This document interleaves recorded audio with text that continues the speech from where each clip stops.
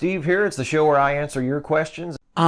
Steve Shives, everyone's favorite eunuch. Now, I'm going to level with you here. I'm about to expose you to almost 2 minutes straight of Steve Shives talking, but hang in there because I promise you, it will be worth it. And this week, my first question comes from Bruce Bardup, who says, "Thanks for the very considerate and indeed well-considered response to my small problem from the 1950s movie Dam Busters. From now on, I promise to be big about it. Big. British industrial strength guts. I just wish I could think of good, popular, anti-Trump, anti-fascist propaganda. We have one nomination, Star Wars, 2 if we include Dam Busters. Do any of the other popular entertainments measure up as responsible, critically aware propaganda for love? Star Trek? DC Comics universe? Wrestling? Taking the piss out of religion? Sports? Sex? I think a few of the items on that list qualify.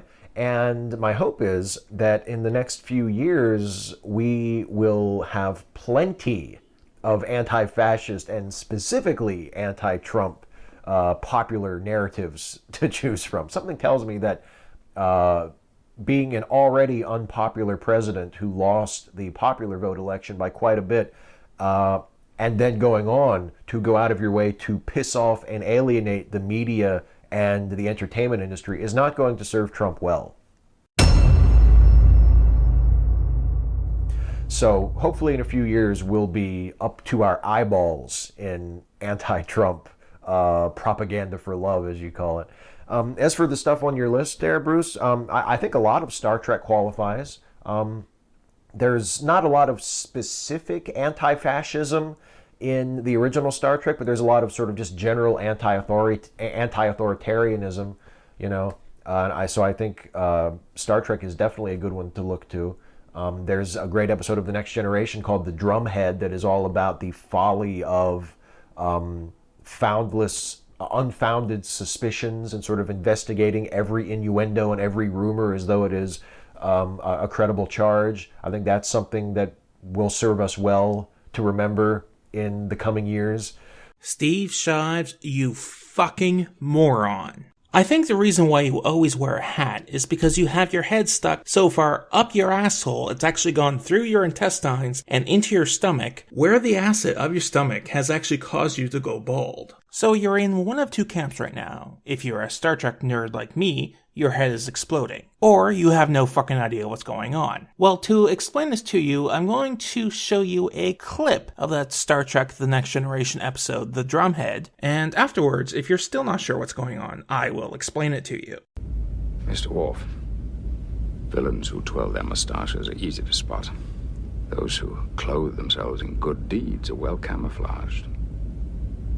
I think after yesterday, people will not be so ready to trust her. Maybe. But she, or someone like her, will always be with us, waiting for the right climate in which to flourish, spreading fear in the name of righteousness.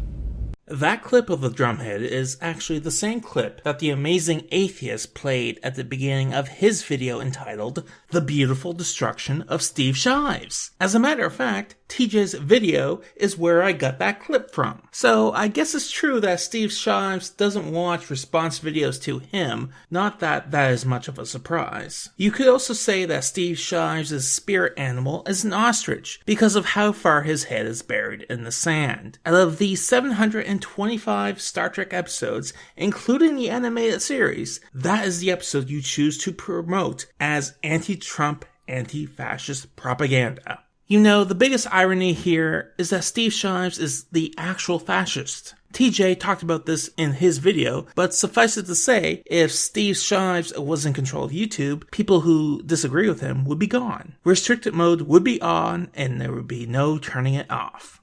He's got nothing other than what I've already said publicly.